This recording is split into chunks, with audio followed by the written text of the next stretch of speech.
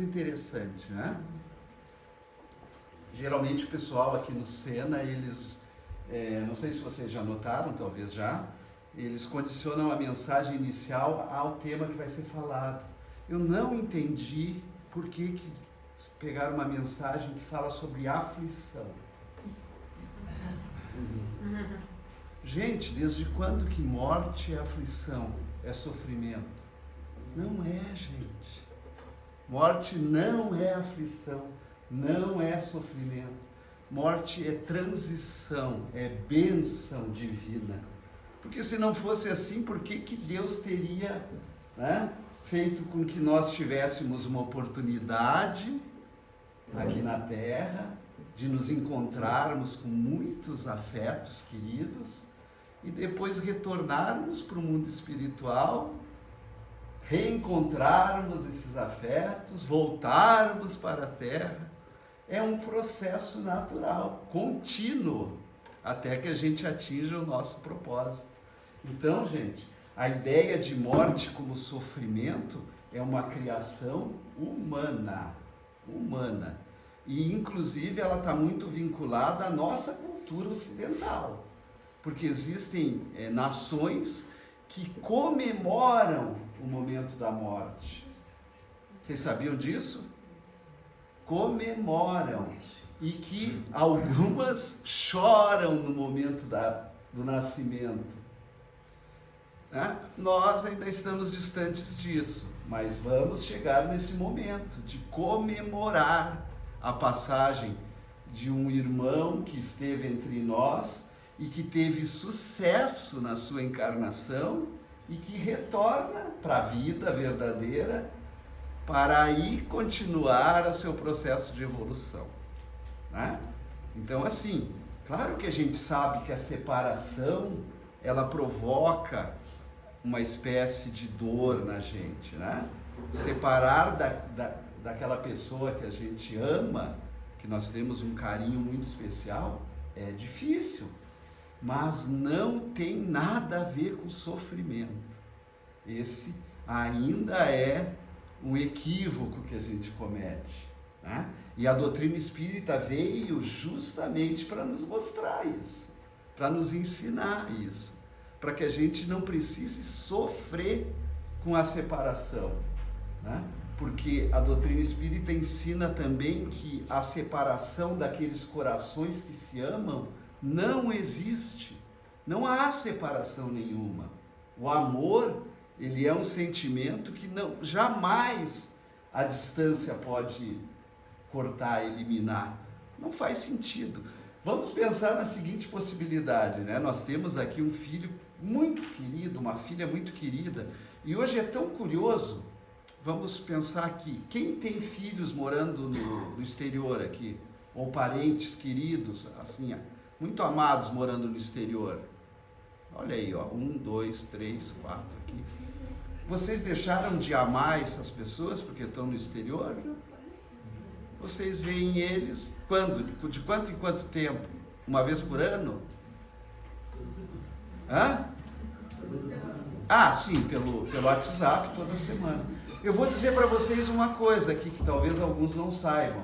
Nós conseguimos ver diariamente, não vai dar para ver todo dia, Porque aqueles que já partiram também têm os seus compromissos, Mas aqueles que já partiram, nós conseguimos vê-los muito frequente, mas muito frequente, gente, durante o sono. Olha que bênção que Deus concede a nós, Quem já teve a perda de um ente muito querido aqui? Olha, quantos? Eu também já tive. Todos nós já tivemos. Gente, quando a gente ama verdadeiramente, eu tenho certeza que se é um ente querido a gente ama, Deus nos dá a oportunidade de reencontrar esse afeto durante o sono. Aí vocês vão dizer, mas eu esqueço quando eu acordo. E daí que esquece? Esquece porque também Deus acha que a gente tem que esquecer. Mas não impede que a gente encontre.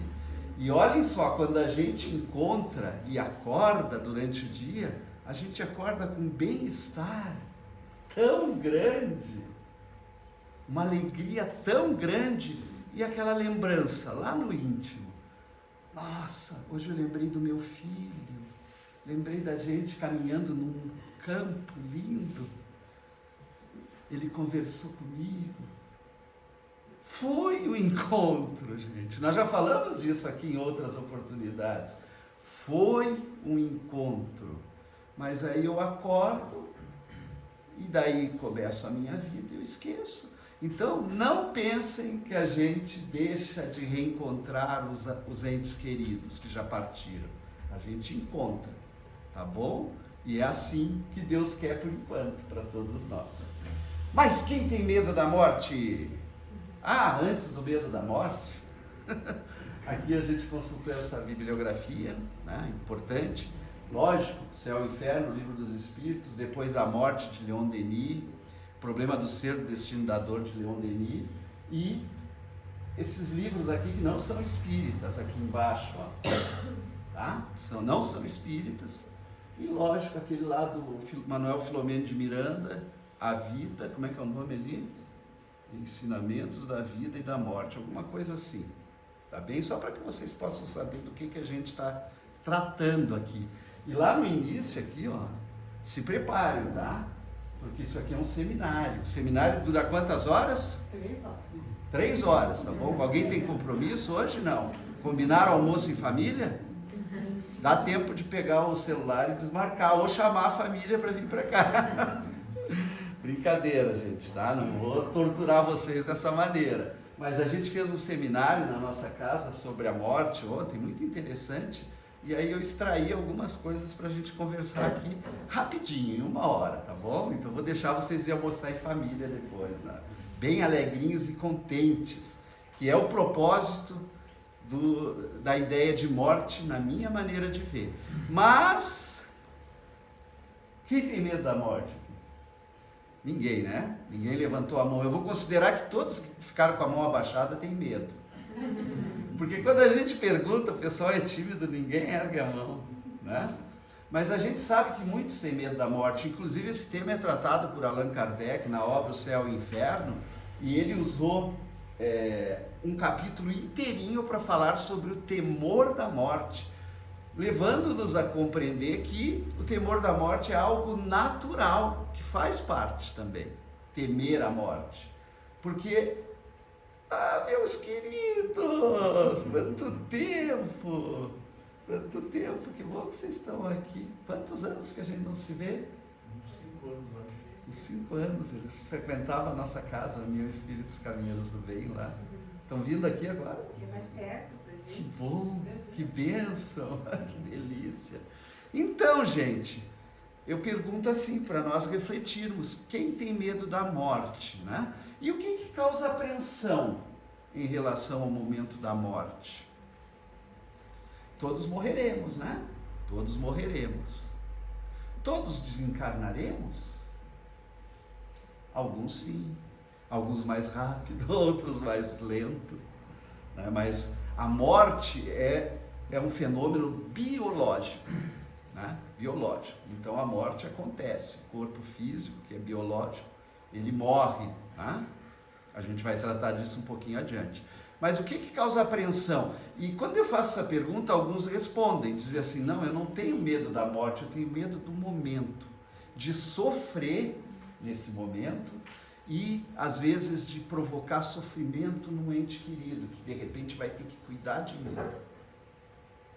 E aí quando a pessoa fala isso, eu digo assim: nossa, você está sendo um instrumento de Deus para ajudar aquele serzinho a evoluir também. Que bom que ele seja, né, aquele que vai cuidar de você, trocar tua fralda, né? É terrível, né? É vergonhoso, é humilhante. Mas por quê? Porque nós somos tão orgulhosos. Isso é fruto do nosso orgulho. É fruto do nosso orgulho, né? Não é que é uma coisa terrível. Nós trocamos as fraldas das criancinhas quando nasce e damos risadinha quando eles fazem cocô na nossa mão. Eu, quando fui dar banho na minha filha, a primeira vez assim que eu, né, dei banhinho nela, minha esposa, lógico, estava ali, não tinha condições, a gente voltava do hospital e eu fui de metido para ela dar banho. E eu já tinha uma certa experiência, porque eu tinha ajudado a minha tia a dar banho na minha priminha, que eu ajudei, né, no início e tal, que eu era muito jovem quando fui morar com ela. Mas voltando aqui para a questão, eu dei o banhinho bonitinho, levantei a perninha dela para pôr a fraldinha, ela fez assim, me deu aquele, ai que bonitinho, né? A gente acha uma gracinha, ai que lindinho, é cocô também, gente, né? Perdoem, mas por que no adulto ele é tão diferente, numa pessoa que está lá no fim da vida, num sofrimento às vezes, né? Que bênção ter alguém que cuide e que faça isso. Então a gente não tem que pensar em vergonha, não. Faz parte do processo, é aprendizado para os dois lados. Se a gente souber aproveitar esse aprendizado. Mas o que causa apreensão e medo na maioria das pessoas não é tudo isso assim, de vou morrer e tal, não. É o momento, né? O que vai acontecer depois. Alguns dizem assim, eu não sei para onde eu vou. E que tal se eu for lá pro espírito? Ele diz assim, se eu for lá para aquela lugar lá terrível que tem um umbral lá que a gente sabe das obras de André Luiz. Ou o católico, o evangélico, o evangélico, que tal se eu for dormir lá não sei aonde? Ou que tal se eu for para o inferno, que é pior? Ou para o purgatório? Nossa, gente, é tanta questão que plantaram nas nossas mentes durante esse processo que a gente está passando, que às vezes assusta mesmo, dá medo. Dizer assim, meu Deus, que Deus é esse, meu Deus, que criou um processo tão tenebroso para a gente depois da vida, né? E outro detalhe, será que a gente conversa sobre a morte em casa? Meu Deus, já foi 15 minutos, que absurdo. Relógio! Esses dias eu estava assistindo um seminário que a gente viajou e a palestrante é a coisa mais linda do mundo, né? Um doce. Ela olhava para o relógio que colocaram e dizia assim, obsessor. Aí eu achei um barato o jeitinho dela, porque ela sabe aquela pessoa que é descontraída e tal, ela, obsessor terrível, e o obsessor não para, ele fica girando, né? Mas, gente, será que há sofrimento durante a passagem e após a passagem? Então é isso que a gente vai ver, né? E assim, alguns temem a morte. Eu trouxe essa frase porque eu achei tão bonita, tão legal, né? Para as pessoas que temem a morte. Olha o que fala para nós a autora Ana Cláudia Quintana Arantes. Muita gente diz ter medo da morte. E me espanto quando vejo como vivem.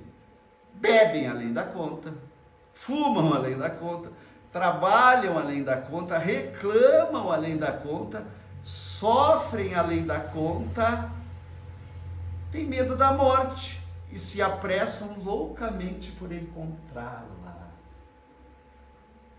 Quanta gente faz isso?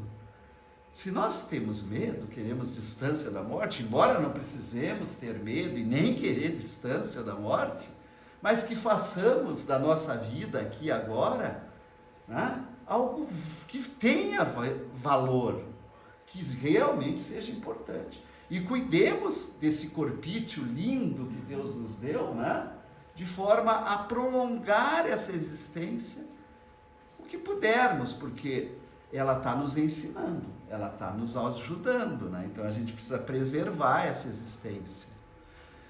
Inicialmente, né, eu trago aqui, lá da obra O Céu e o Inferno, que eu já citei, algumas considerações que Allan Kardec fez sobre o temor, onde ele explica por que a gente tem medo da morte ainda. Provavelmente, aqueles de nós que temos, e eu tenho, não, é brincadeirinha à parte, eu posso dizer que eu não tenho medo da morte, né? Eu não tenho medo, eu não sei como ela vai se dar, também não estou preocupado com isso, eu estou preocupado com a vida, porque eu sei que tanto a minha morte, quanto a minha passagem, a minha chegada no mundo espiritual vai depender da vida que eu levo agora, da vida que eu vivo hoje, do meu presente, né? Então, se eu fizer o meu melhor agora, tudo vai correr exatamente como deve correr. Instinto de conservação, esse é algo importante, né? Instinto de conservação. Nós precisamos conservar a nossa vida, porque ela é uma dádiva que Deus nos concede, como já comentamos, para aprender, para evoluir, para nos relacionarmos. Então é importantíssimo. E enquanto a gente encarnar, que nós não vamos encarnar sempre, né? Mas por talvez mais 1.000, 2.000, 3.000 encarnações, né? Ou retornos, a gente ainda vai precisar se vestir de um corpo físico. Mas vai chegar um momento que a gente não precisa mais. Aí não vamos ter mais esse instinto a fazer com que a gente queira estar aqui. Outra situação que faz com que a gente tema a morte: predominância da natureza animal, que nos espíritos inferiores comanda as aspirações e tendências e necessidades. Kardec, quando explica isso aí, ele vai adiante, ele diz que quanto nós já sabemos, né, que cada um está num nível e numa fase do processo de evolução. Nenhum espírito aqui na Terra se encontra idêntico em termos evolutivos. Sabemos disso, nós temos vivendo entre nós espíritos que a gente consegue entender que estão às vezes num nível acima e às vezes num nível abaixo. Nós temos ainda espíritos na Terra que são brutos, violentos, né? Que fazem o mal pelo prazer de fazer o mal. Temos, claro, e isso também faz parte de um mundo como o nosso. E temos espíritos que encarnam aqui como Irmã Dulce, Chico Xavier, Madre Teresa, Gandhi e outros tantos anônimos, né? Esses são aqueles que a gente tem conhecido, mas milhares, milhões de espíritos anônimos que já estão num nível muito melhor. Allan Kardec vai dizer que aqueles mais resistentes, aqueles mais infantis entre nós, ainda predomina a natureza animal. E esses acabam tendo medo da morte muito maior, muito maior. O Chico Divaldo, que partiu agora há pouco tempo, né? Eles já estavam num outro nível, eles já visitavam o mundo espiritual de uma forma muito frequente. Por que temer a vida verdadeira, né? O temporário esquecimento, quando reencarnamos a gente esquece, é uma dádiva concedida por Deus. Então, como a gente esquece, natural que a gente tema voltar para lá. Quando a gente volta para lá e percebe o que é, a gente não gostaria de voltar para cá. Então é sempre essa situação, o vai e o volta, né? Então é natural também temer a morte por conta do esquecimento. O conteúdo religioso, gente, esse aqui a gente já precisa superar, tá bem? Aquelas ideias que foram trazidas para nós em várias encarnações sobre inferno, queimar no mármore não sei de onde. Gente, isso aí são figuras que foram construídas durante milhares de tempo por seres como nós, humanos, né? E que foram formas que eles visualizaram a vida espiritual. Alguns tornaram isso obras literárias, né? De visitas que fizeram em planos astrais, mas que a gente, ao interpretar figuras que eles construíram, transformamos isso como se fosse real, e não é real, né? Não é real, não existe nada disso. Então essas questões que as religiões tradicionais traziam, porque hoje todas as religiões entendem que não existe nada disso.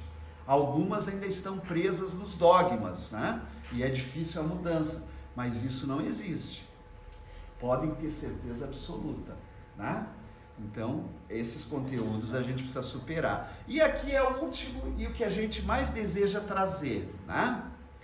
Que eu pus até um asterisco ali, né? Nesse item que Kardec fala, que ele diz assim, ó: o receio de aniquilamento da vida por falta de informação correta a respeito do futuro da alma, né?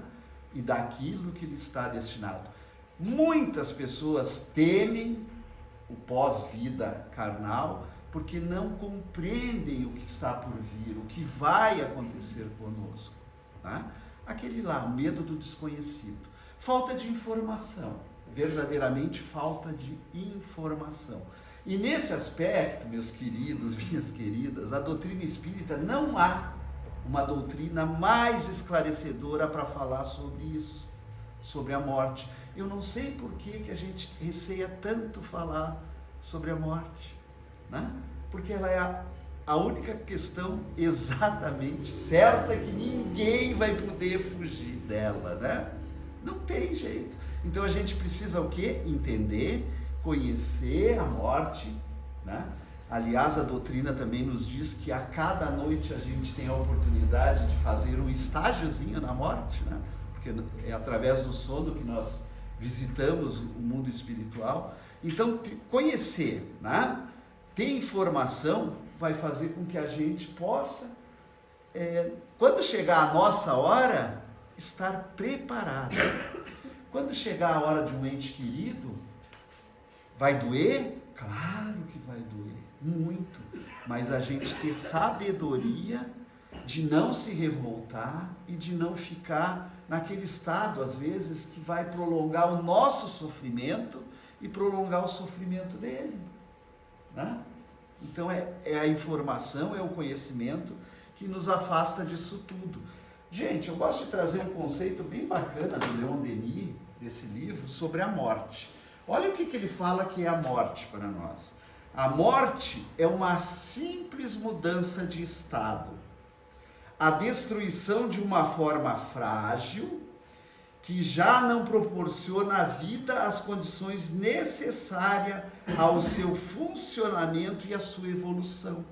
Isso é a morte, isso é a morte. Um corpo que já não dá condições de se comportar um espírito que continua do mesmo jeito, percebe? Mas que um corpo físico está no processo ou de deterioração natural, que faz parte da existência, e aí acontece a morte. E nesse instante, o que acontece? O espírito se liberta e continua vivendo, mas não, a nossa vista não permite que a gente o enxergue. Então eu gosto desse conceito do Leon Denis. E aqui o Manuel Filomeno fala para o Divaldo, né, também a respeito da morte. Olha o que ele diz. Etimologicamente, morte significa a cessação completa da vida do homem, do animal e do vegetal.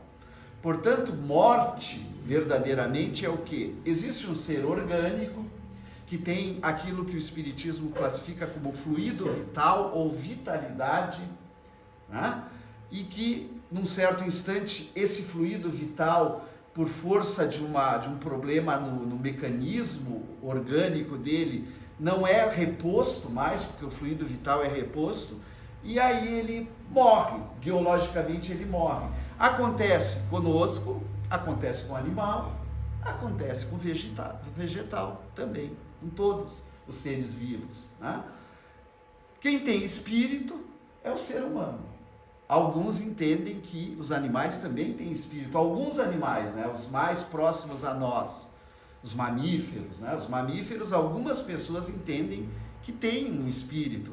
A gente não poderia, assim, compreender, lógico, um espírito como o nosso, porque o nosso espírito, o que define basicamente o espírito, é ter o livre-arbítrio e ter o raciocínio, a razão, o intelecto. E o animal, por mais evoluído que nos pareça, ele não desenvolve isso, ele age ainda pelo instinto e não pelo intelecto. Por isso que a gente faz essa diferenciação. Mas não impede que a gente diga que o animal, alguns, né, tenham espíritos. Isso não tem problema nenhum. Mas a gente entender, né, que morte é biológica. Morrer do ponto de vista espiritual nem sempre é desencarnar. Isto é, libertar-se da matéria e das suas implicações. A desencarnação é um fenômeno de libertação do corpo somático por parte do espírito. É coisa muito diferente. E é curioso porque dentro do movimento espírita, quando a gente conversa entre espíritas, geralmente a gente diz assim, ai, que bom, fulano desencarnou. A gente evita dizer assim, fulano morreu. Quando na verdade o mais adequado para a questão é dizer fulano morreu. Morreu, né? Teve a morte biológica, a morte orgânica. Porque nós não temos certeza se ele desencarnou junto.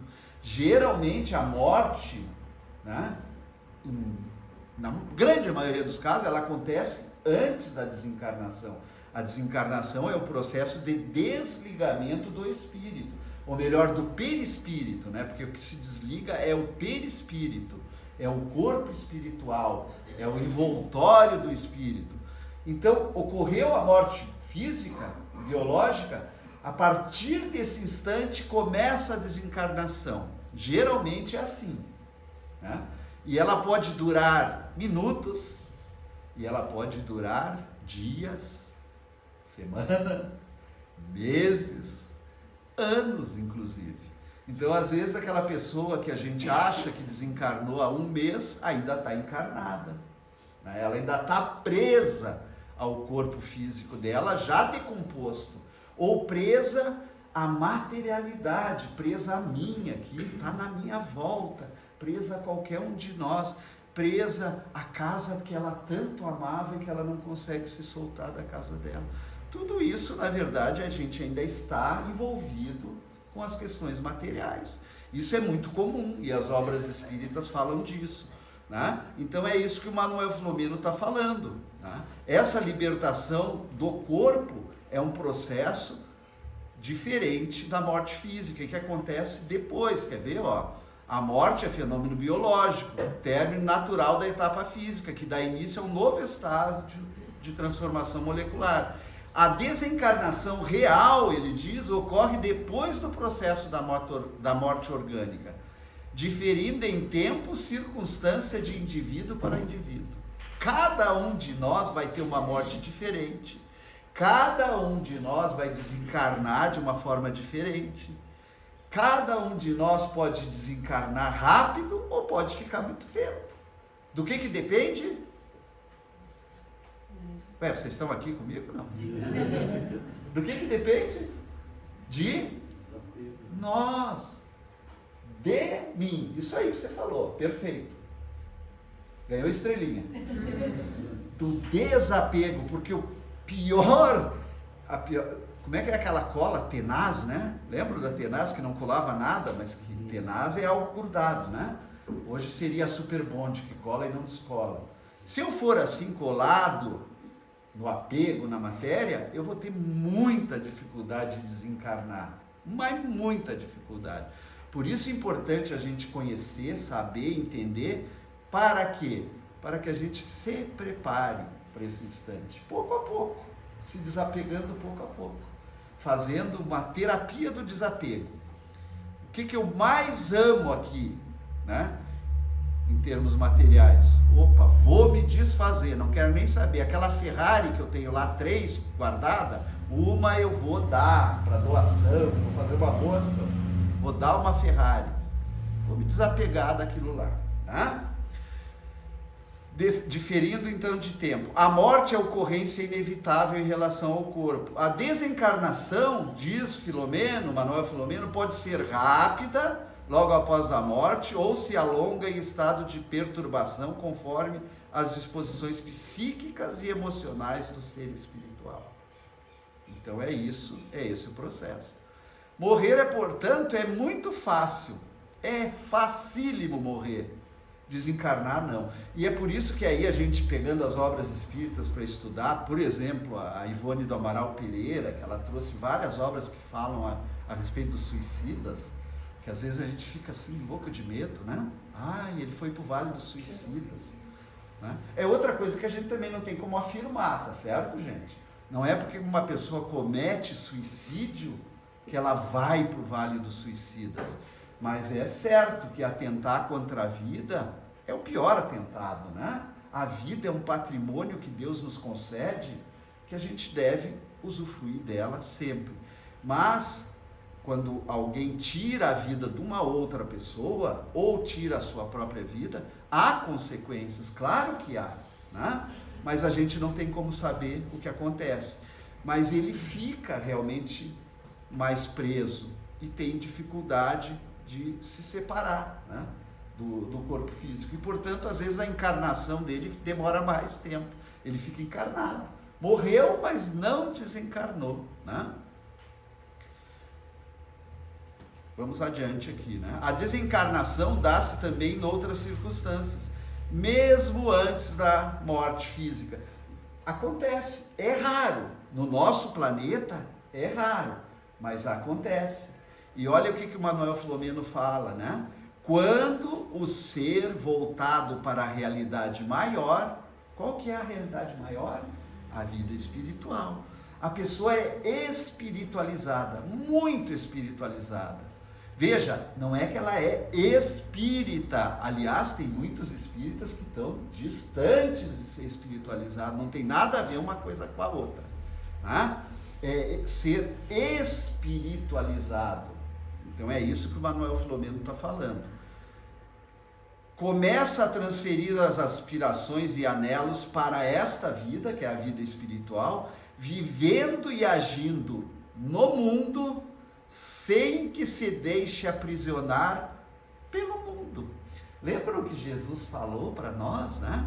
Que ele viveu aqui no mundo. Como é que ele falou a passagem? Agora me fugiu a passagem.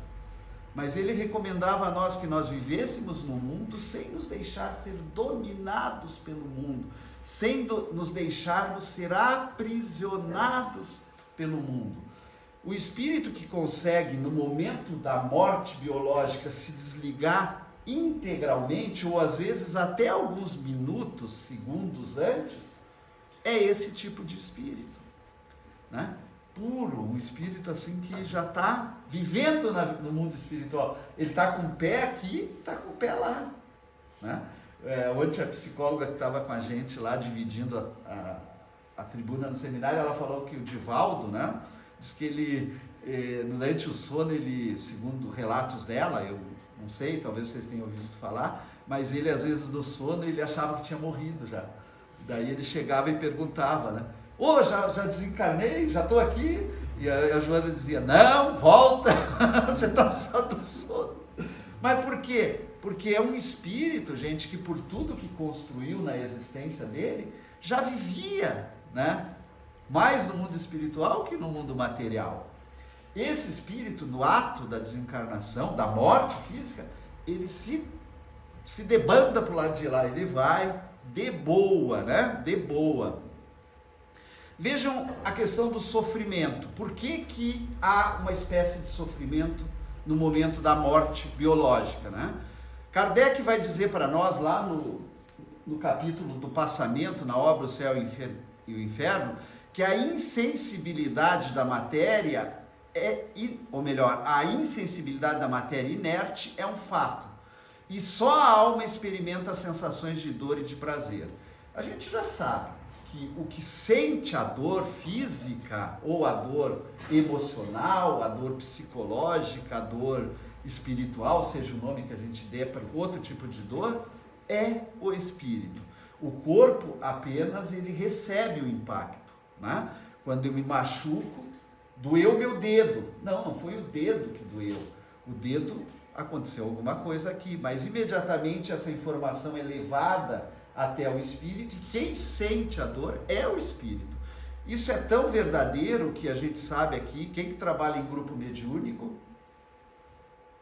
olha aqui, tem vários trabalhadores. Nos grupos mediúnicos se apresentam espíritos que dizem que estão sentindo frio, calor, né? Dor física, às vezes alguns que morreram de uma morte violenta, às vezes sentem a dor no machucado, né? Onde bateu. Verdadeiro, sim, ele está sentindo aquela dor, mas ele não tem mais corpo.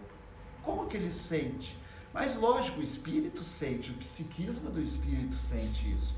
E quando ele compreende que ele não tem mais corpo, e às vezes o trabalho mediúnico ajuda ele a entender que não tem mais corpo, ele deixa de sentir esse tipo de dor, né?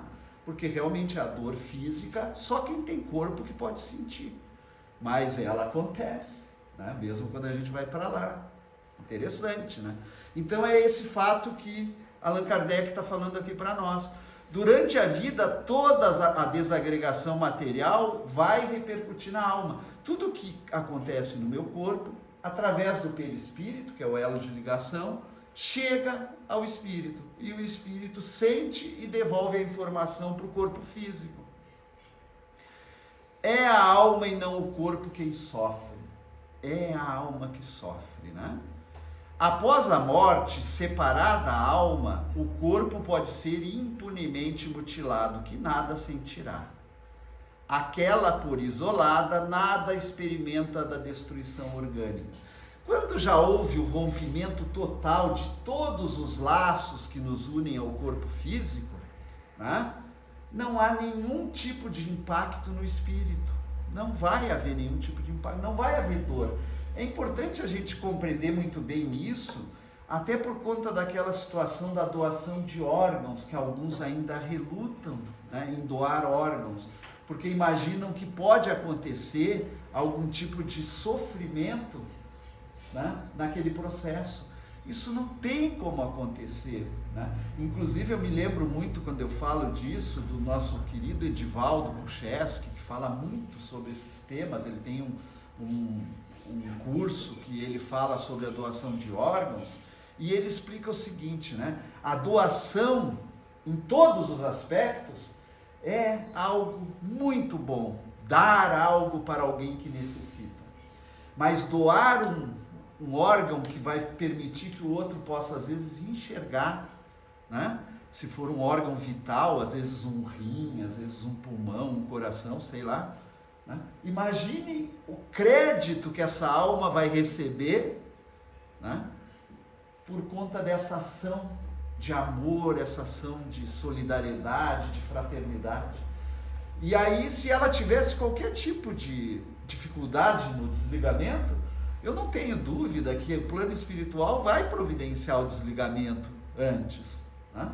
Então, assim, aconteceu a morte biológica, o desligamento ele depende de espírito para espírito, mas é lógico que nesses casos eles vão buscar, né, fazer com que aconteça a coisa de tal forma a não haver sofrimento. Isso envolve os processos de cremação também, né, que às vezes a gente fica pensando, embora a doutrina espírita, no caso da cremação, recomende, né, que se fique 72 horas pelo menos para depois providenciar a cremação, porque alguns demoram, né, mais tempo para se desligar. E aí, em se esperando um certo tempo, dá uma espécie de tranquilidade maior. Olhem que legal, Kardec na questão 154, ele pergunta, é dolorosa a separação da alma e do corpo? Eles dizem que não é dolorosa, né? Que o corpo quase sempre sofre mais durante a vida. A gente sofre realmente, passa por situações, várias durante a vida, que proporcionam mais dor e sofrimento do que o momento da morte. Então o momento da morte não traz sofrimento. Kardec perguntou também se é brusca esse desenlace, né? E eles dizem que não é brusca. Eles explicam, inclusive, para nós, que quando nós nascemos, o plano espiritual também atua de forma quase que idêntica ao momento da desencarnação, mas de maneira invertida. Quando o espírito está reencarnando, ele é ligado ao corpo físico, ao fetinho que está vindo ali, né? Molécula a molécula do perispírito se une à molécula do corpo físico. E esse processo ele vai se estendendo, né? Desde o momento da fecundação até, segundo a nossa doutrina espírita, até por volta dos 7 anos, que é o momento que a gente pode dizer que a reencarnação realmente se concretiza, né? Então é um processo que essa ligação vai se estreitando cada vez mais, esses laços, digamos que vão se atando cada vez mais, né? E durante a desencarnação o processo é inverso. O plano espiritual age para desatar esses laços que ele uniu, um a um. Então, isso aí não provoca um rompimento brusco. Portanto, em regra, não provoca nenhum tipo de sofrimento. Eles dizem para Kardec transcreveu aqui, né, no Céu e Inferno, que a sensação dolorosa da alma por ocasião da morte está na razão direta da soma dos pontos de contato existentes entre o corpo e o perispírito. Claro, quanto mais pontos ligados, mais existe uma espécie que a gente poderia classificar de sensação de dor do espírito. Não é preciso, portanto, dizer que, conforme as circunstâncias, a morte pode ser mais ou menos penosa, dependendo de cada espírito sempre. Aqui ele faz uma classificação, né, interessante, que ele diz assim, ó, se no momento que acaba a vida orgânica, da morte biológica, o perispírito não tiver nenhuma ligação, não há nenhuma dor. A alma não vai sentir absolutamente nada. Se nesse momento a coesão estiver no auge, a união é muito forte, há uma espécie de dor que a alma vai também sentir. Se a coesão for fraca, a separação é fácil, é tranquila, né? E se, após a cessação completa da vida orgânica, existirem numerosos pontos de contato entre o corpo e o perispírito, a alma poderá ressentir-se, em certos casos, dos efeitos da decomposição. Alguns casos que a gente também, através das obras espíritas, a gente acaba percebendo, que eles relatam, às vezes, que estão percebendo a decomposição. Mas isso, vamos lembrar que é para os espíritos que estão numa condição de sofrimento e principalmente para aqueles que ainda estão extremamente apegados até ao corpo físico, que não querem se desprender, né? Aqui vamos tratar um pouquinho da perturbação espiritual, que é um fenômeno diferente do desligamento, gente, né? Esse efeito de perturbação, ele acontece praticamente para todos os espíritos. E, inclusive, ele acontece porque, justamente para poupar o espírito de alguma espécie de sofrimento no momento da morte. Porque pensemos o seguinte, se a gente estivesse totalmente lúcido no momento da nossa morte, né? Claro que a gente talvez sofresse mais, né? Então, eles nos poupam disso. E Deus entendeu que nós passaríamos por um período, que é um período que nem Kardec classifica como de torpor, né? Paralisia, é como se nós estivéssemos anestesiados, né? Lembram assim quando a gente vai fazer algum exame, fez alguma cirurgia, nós vamos ficar anestesiados por um período, a gente vai ficar lá, vão fazer gato e sapato da gente, nós não vamos saber nada. O próprio espírito está em adormecimento, em torpor. Essa perturbação também, ela varia muito, muito. E eu gosto muito de uma questão do Livro dos Espíritos, porque é claro, essa perturbação, se ela se alonga, ela acaba sendo prejudicial.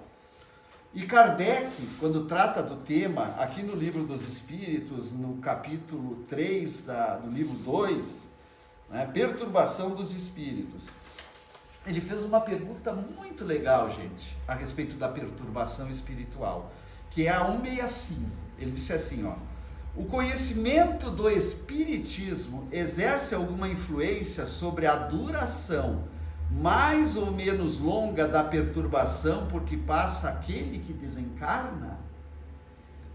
Será que conhecer os pressupostos da nossa doutrina, saber que nós somos imortais, saber que nós vamos reencarnar, não é saber, é ter certeza, ter convicção, né?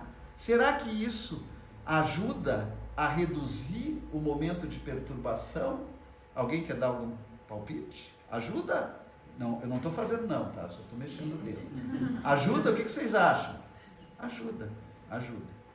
Olhem o que os espíritos responderam. Exerce uma influência muito grande, o conhecimento, gente, é muito importante.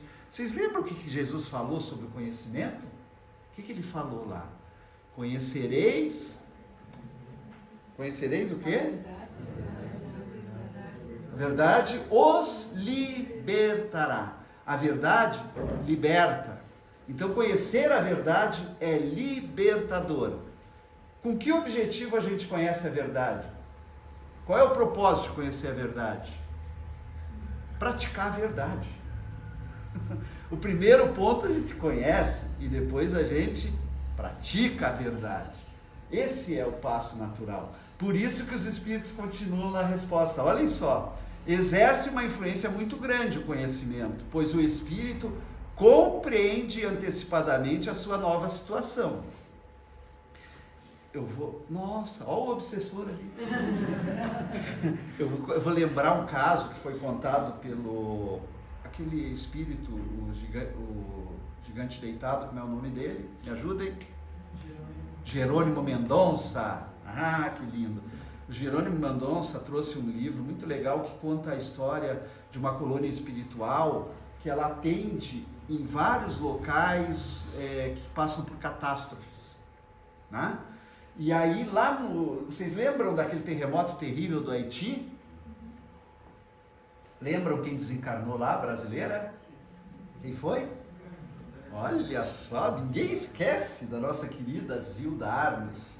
Zilda Arnes não era espírita, gente, ela era católica, mas uma pessoa do bem, um espírito abençoado, de muita luz por tudo que fez aqui encarnada. E conta Jerônimo nessa obra, né, que ele fala o título da obra é Desencarnações Coletivas. Quem se interessar depois pode procurar. Ele conta que Zilda Arnes, ao desencarnar, e ela desencarnou mesmo, lá na hora do terremoto, né, ela morreu e desencarnou. Disse ele para nós, né, é a visão dos espíritos que estavam vendo toda aquela situação terrível, né, de um flagelo como terremoto terrível.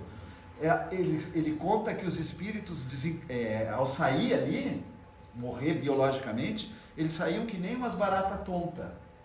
A maioria, grande maioria, não sabia o que estava acontecendo, iam procurar as pessoas nesse processo natural que acontece numa situação como essa. E ele diz que a Zilda Arnes, ela ia tentar conversar com eles para tentar ajudar aqueles espíritos já num processo de entendimento. E isso tem muito a ver com o que Kardec diz aqui, porque ele diz assim, ó, então conhecer exerce influência muito grande. É a terceira vez que eu falo. Né? Justamente para a gente registrar, e eu já falei para mim várias vezes, pois o espírito compreende antecipadamente a sua situação. E aí eles fecham a resposta dizendo assim, mas a prática do bem e a consciência pura exerce maior influência. Que lindo, né? Portanto, a gente vai ver o quê? Que é importante o conhecimento? Sim, indispensável. E vai nos ajudar muito, gente, no momento da nossa morte física, do nosso desenlace, no momento nosso. E nos ajuda também quando acontece com um ente querido, para que a gente possa vibrar por esse ente querido, né? Na possibilidade da nossa dor, mas vibrar para que ele continue o caminho dele, para que ele continue a sua evolução espiritual. Mas na nossa morte, quando a gente passar o período de perturbação, que vai ser menor, nós vamos conseguir vislumbrar melhor o mundo espiritual. E já vamos estar em condições de ser atendido. Lembram da viagem? Quem está assistindo a viagem de novo aí? Ah, a senhora está assistindo de novo. 10ª vez? Segunda, terceira. A viagem é muito bonita, ela mostra coisas sensacionais, né? Muito legal na viagem, mostra o mundo espiritual, mostra um espírito que realmente insiste na vingança, na dor, né? De provocar nos outros, o quanto ele sofre, até o momento que ele vai entender, nossa, e por que a gente sofre assim, gente? Se nós temos condições de entender que isso vai nos fazer mal, né? É uma reflexão para todos nós. Mas se a gente conhece, a gente vai ter mais facilidade de se identificar no mundo espiritual. Mas o que faz a diferença verdadeira é a prática do bem e a consciência tranquila. Consciência tranquila. O deitar a cabeça no travesseiro e dizer, opa, hoje eu fiz o meu melhor. Não é deitar no travesseiro e dizer, hoje eu fiz tudo certinho. Não, porque nenhum de nós faz tudo certinho ainda. Mas deitar no travesseiro e dizer, eu fiz o meu melhor. Eu fiz aquilo que o meu conhecimento e a minha condição me permite fazer. E amanhã eu vou fazer melhor ainda que hoje. E aí é assim, né? Quando eu desencarnar, vai ser louco de bom, gente. Vai ser louco de bom. Falta só 5 minutos. O obsessor está chegando na parte final. E eu vou ter que pular vários slides, com toda certeza. Tá? E aí, claro, nós vamos combinar depois um seminário para falar da morte aí, num outro momento, que daí nós vamos ter 3 horas. Ó, aqui eu fui até, eu acho que quantos slides? Nem sei, mas foram poucos. Mas eu quero trazer, gente, só para que não fique descoberto de tudo, porque eu acabei falando tudo que eu gostaria de ter falado. Mas eu quero trazer essa ideia aqui, meus queridos e queridas. Ana Cláudia Quintana Arantes é uma médica, né, que trabalha... Conhece já? Já leu os livros dela? Algum? Leu esse? Sim. É sensacional, né? Todos, né? Todos. Essa médica, ela trabalha com aquilo que se diz cuidados paliativos. Hoje, né, se busca fazer isso para dar uma certa paz, tranquilidade para aqueles de nós que terão que passar por um processo terminal de uma doença, às vezes, que provoca muita dor, tanto na gente, espírito, quanto na família. E eu queria só alertar nós para uma situação muito importante para a gente refletir. Às vezes a gente pede assim, ai, que Deus me permita ter uma morte tranquila, que não haja sofrimento. Eu diria assim, gente, ninguém passa por nada, absolutamente nada, que não precise, que não necessite. Portanto, aquele que passa por uma doença onde ele fica alguns meses, às vezes dias, às vezes anos, né? Por exemplo, o câncer, que a gente sabe que provoca um tratamento agressivo, a pessoa tem sofrimento físico, claro que tem, mas eu não tenho nenhuma dúvida que se eu estou passando por aquilo é porque está ajudando o meu espírito. Então seria cruel, desrespeitoso com Deus, pedir para Deus que Ele me poupe de algo que eu necessito e que vai me ajudar a evoluir, a progredir. Então que eu peço assim, meu Pai querido, que venha o que tenha que vir, né? E que eu seja muito forte para não reclamar, para não romper com você, né? E para não te achar ingrato, porque tu não é ingrato, Pai, tu é bom, né? E Ana Cláudia, ela conta casos de pessoas que estão na fase terminal muito interessantes. Por exemplo, aqui, ó, eu peguei só um trechinho que eu achei muito bacana, onde ela fala, por exemplo, da questão religiosa, religiosidade, né? Que a gente considera, nós que somos religiosos, importante. E eu considero religiosidade extremamente importante. Religião ainda é uma necessidade, mas a religiosidade, a espiritualidade é importantíssima. E aí ela disse para nós, gente, ela classificou principalmente aqueles 2 primeiros ali, o ateu convertido e o ateu essencial. Vejam, isso é a classificação dela, tá bom? Vocês sabem quem é o ateu convertido? Diz ela que o ateu convertido é aquele que era religioso, tinha uma religião, e num certo momento ele rompe com Deus. Ele não quer mais saber de Deus, porque provavelmente Deus não fez o que ele queria. A gente é tão curioso, né? Porque a gente quer que Deus faça a nossa vontade. A gente diz lá na oração do Pai Nosso, Senhor, seja feita a vossa vontade. Jesus, quando ensinou essa oração, top, mas ele devia dizer assim, desde que a sua vontade seja a minha. Porque não é isso que a gente quer. A gente quer que seja feita a vontade de Deus, mas desde que ela coincida com a nossa. E aí o ateu convertido, se Deus não faz a vontade nossa, ele rompe com Deus. E aí ele vira ateu. Eu não quero mais saber de religião nenhuma. E não quero saber mais de Deus também. Deus não existe, pronto. E ela diz que na hora da morte, quem é que mais sofre? O ateu convertido. Mas ela diz mais, ela diz que o ateu essencial, e quem é o ateu essencial, segundo ela? É aquele que sempre foi ateu, já nasceu ateu, berço ateu, não sei se o berço, mas ele por natureza é ateu. Mas ela diz que esse ateu essencial é alguém extremamente espiritualizado, alguém extremamente bondoso com a vida, com a obra da criação, com ele, com todos que o cercam. Ele faz o que deve ser feito, moralmente é um espírito muito bem resolvido. Esse encara a morte de uma forma tranquila, pacífica. Ele não tem convulsão na hora da morte. Né? Convulsão é aquele processo que o espírito...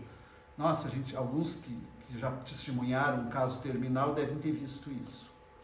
Eu testemunhei uma irmã nossa que passou por isso, uma amiga da nossa casa, e ela teve um desenlace bem tranquilo. E ela era religiosa.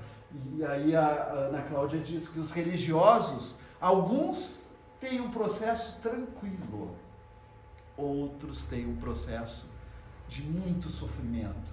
Né? E tem muito a ver com essa ideia, gente, do que a gente considera importante na nossa vida aqui. Mas só para a gente compreender que às vezes ser ateu, mas ser um ateu do bem, que a gente poderia dizer, né? Um ateu que pratica o que é certo, vai ajudar muito no momento da desencarnação. Mas também, claro, a religião não é empecilho para isso, de maneira nenhuma. Depende de cada um de nós. Outra coisa interessante, e agora a gente tem que encerrar, né? Olha só, eu só queria trazer esses 5 arrependimentos, para que a gente não tenha esses arrependimentos na hora da nossa morte. Está naquele outro livro ali que também não é espírita. Diz a autora, a Bronnie Ware, que os 5 maiores arrependimentos de quem está nessa fase terminal é o fato dela não ter priorizado as suas próprias escolhas, ter feito tudo sempre para agradar todo mundo.